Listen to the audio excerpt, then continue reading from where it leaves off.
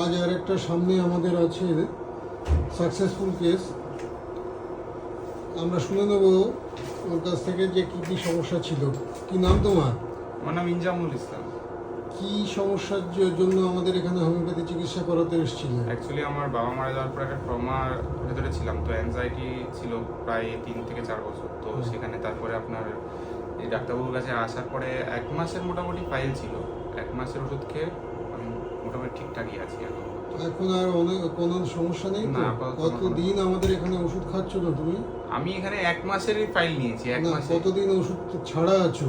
ওষুধ ছাড়া তাও 15-20 দিন 20 দিন 15-20 দিন। তাতে আর কোনো সমস্যা নেই তো? না না না, এই তারপরে আর ওষুধ খাওয়ার প্রয়োজন মনে না, হচ্ছে না? না, না। এখন সম্পূর্ণ ফিট? এখন ফিট। ঘুম ঠিক মতো হচ্ছে তো? ঘুমটা ঠিক মতো হচ্ছে। এখন আর অ্যাংজাইটি টেনশন ইত্যাদি কিছু? ওর জন্য এনজাইটির জন্য আর ঘুম আসে না এরকম হয় না। ঠিক আছে, ঠিক আছে, থ্যাংক ইউ।